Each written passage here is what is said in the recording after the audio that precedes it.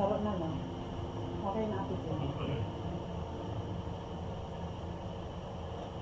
Magandang araw po sa inyong lahat at welcome po sa ating programang Taano Ika, the radyo natin naga job interview kung saan po isa na namang aplikanteng kandidato ang makakausap natin at makikilala para naman alam natin kung ano yung mga nais niyang mangyari, kung ano po yung mga vision nila at kung sino ba talaga sila. Para po alam natin kung nararapat ba natin silang ma-hire sa darating na May 12, 2025 national and local election. Ngayong araw pong ito, makakasama niyo ako Giraray. Ako po ang inyong lingkod, si Mama Jana. Tayo po ay naririnig live sa ating radio frequency 89.5 FM at napapanood din po ng live sa ating official Facebook page na radyo natin 89.5 Naga. At tayo din po ay live sa aming stream na radyo natin fm.com/naga. At ngayong araw nga po, isa pong aplikante para sa posisyon na Municipal Councilor ng Camaligan, Camarines Sur. Nandito po at walang iba kung hindi ang isa sa ating mga kaibigan dito po sa Naga City People's Mall. Ayan, meron po siyang pwesto dito, isa din po siyang negosyante na may pusong pangmasa. Walang iba po kung hindi si Mr. Remigio o Romy Antonio. Sir, welcome po sa ating programa. Ay, salamat, MC. Mama Jana. Ayan po, ako po si Mama Jana. Mama Jana. Yes, Sir Romy. Ngayon po, pag-uusapan lang naman natin, Sir, para mas makilala ka po ng ating mga kababayan, ng ating mga botante, kung sino po ba si Mr. Romy o Remigio Romy Antonio. Magandang hapon po sa inyo lahat sa panuan naming Camaligan. Ako po si Romy Antonio na taga San Marcos, Barangay San Marcos, Camaligan. Sa presente po ko, Municipal Barangay Kagawad ako sa Samoyang Barangay. Halos 15 years na akong Barangay Kagawad. Then, laging Municipal Councilor din ako way back 1994. Then, laging Federation President po ako ng Senior Citizens for 1 year. Then, sa presente po dito sa Naga City People's Mall, ako po ang presidente ng Dry Goods Ground Floor Section. At then, Vice President sa Federation din. Salamat po. Ayan. Sir Romy, ilan na po ang anak mo? Bali, ang anak ko po is 4. Lahat lalaki po. Lahat po may asawa, then lahat na po may trabaho. Ang pinaka-panganay ko po nasa SGB, Certified Public Accountant. Yung pangalawa ko po, yung katulong ko dito sa Dry Goods. Yung dalawa kong sinudan na lalaki nasa Dubai, nurse at bali electronics engineer. Ayan. Sino po ba si Romy Antonio bilang isang family man? Bilang family man po, halos since high school, talagang nagtitinda na po ako dito sa Naga City People's Mall, ground floor. Bali, tuwing umaga, magbubukas ako ng tindahan, hanggang maghapon, hanggang gabi, ako nagsasara.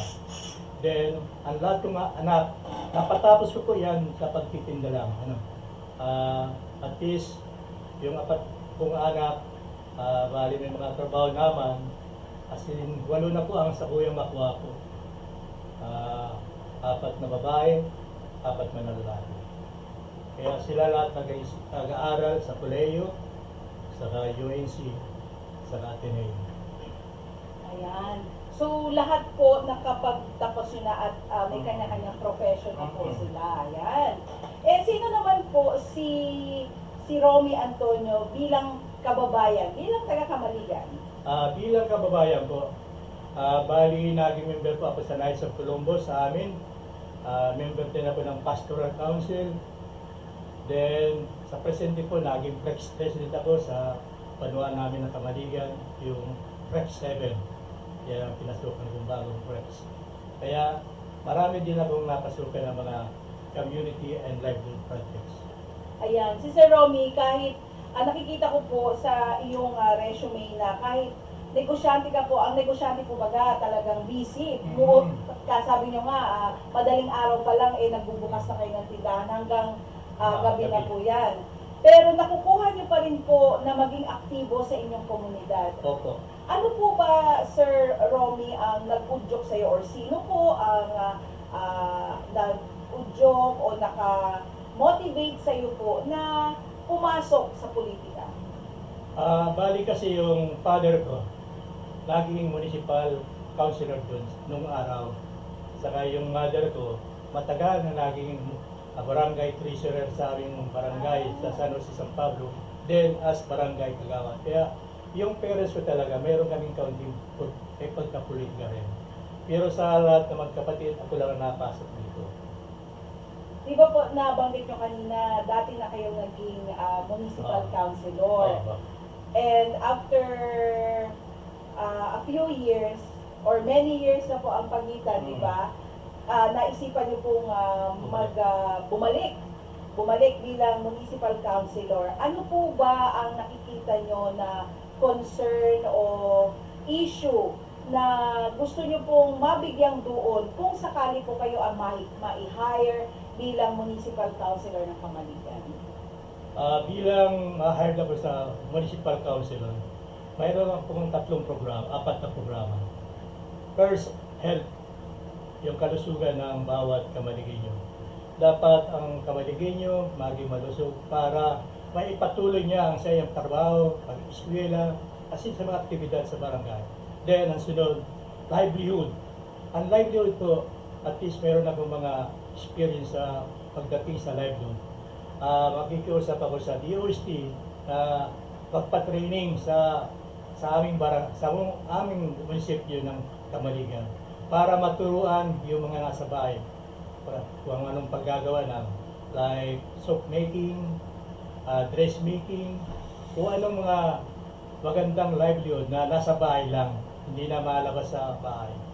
Then, education. Education po talagang yan ang pinaka-kuyan sa magulang na dapat ang bawat magulang mapatapos yung anak. Kasi pagdating ng panahon, yan po makakatulong sa akin. Kasi pag nakatapos yung anak, kasi paano makakatrabaho yan, then kasi paano po makakapagbigay ng kaunti, o kasi hindi naman kapigay. Basta yung naisiportan niya na nakasarili siyang sarili niyang pagmumuhay, kaya niya nang ibuhay. Then, yung sunod ko, yung sa Senior Citizen Affair. Dito po sa Senior Citizen Affair, matagal ako naging Federation President, kaya alam ko ang problema ng mga senior sa amin. Kada nagkakaroon ng meeting o monthly meeting, nahihirapan ang mga presidents ng bawat barangay kasi wala man silang pundo. Kaya kung walang maibibigay na pagkain o pang-snack lamang, wala. Talagang hindi natutuloy ang mga pag-meeting nila. Kaya yan sa mga plano ko na at least hindi na buwan-buwan, at least 3 months, lagay ako ng budget na mabigyan man lang kada barangay na buyan. At least kaunti lang, basta kaunti lang para maituloy lang ang meeting nila. Yan po ang ating programa na talagang gusto ko ipapayan sa aming, hindi na sa aming banwa na Kamaligan.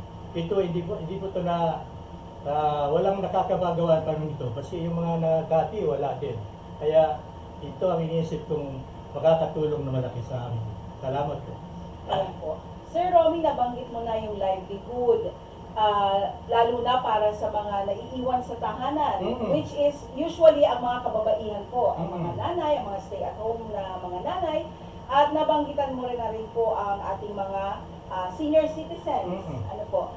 Paano naman po yung ating mga kabataan ngayon na syempre alam ko po na ibang-iba ang trend ngayon ng mga kabataan, iba na yung mga ginugusto nila, iba na yung mga gawin nila.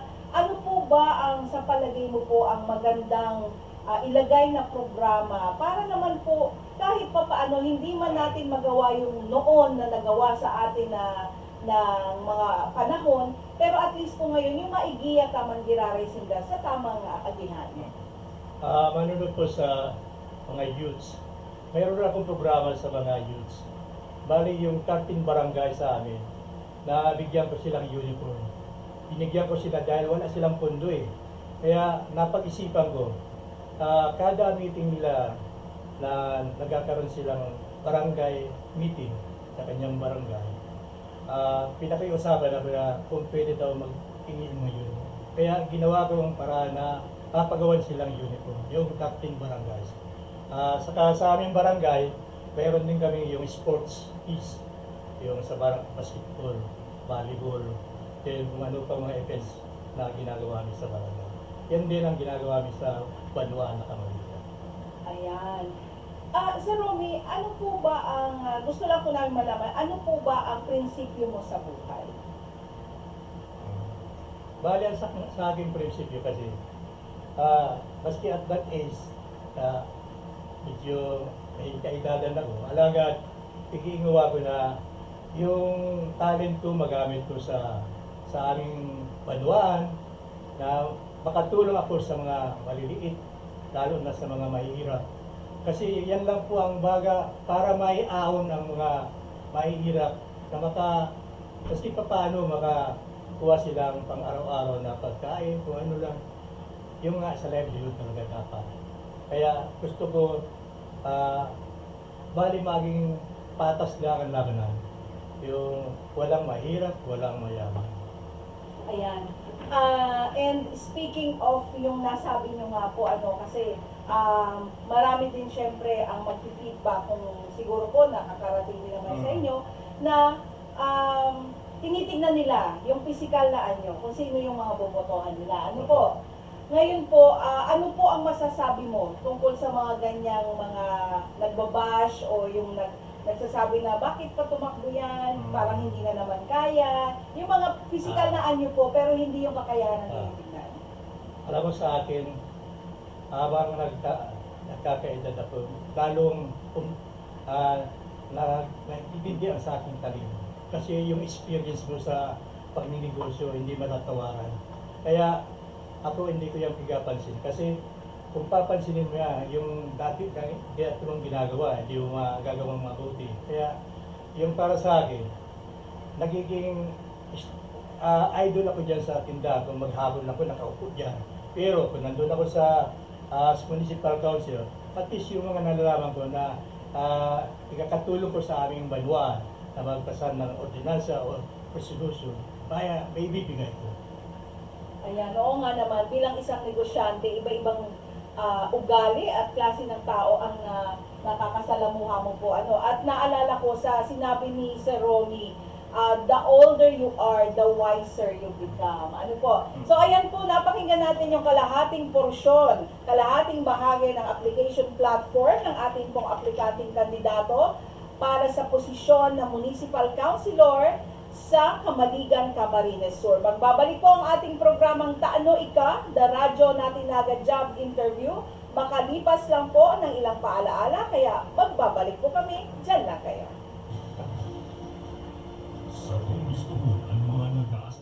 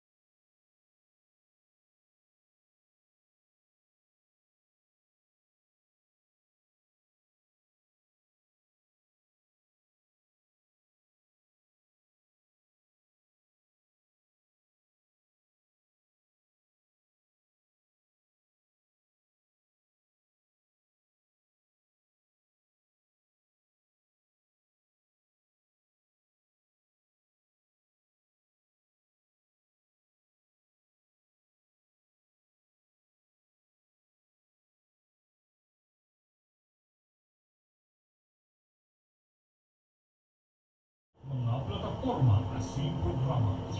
Takloy ka! Takloy ka! Radyo natin FM Naga, job interview sa mga kandidato. Takloy ka! Lunes hanggang Sabado dito sa 89.5 Radyo natin FM Naga. Takloy ka!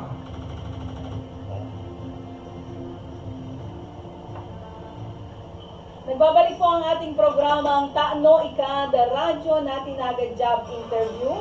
At kasama po natin ang ating aplikanteng kandidato para Municipal Councilor ng Camaligan, Camarines Sur.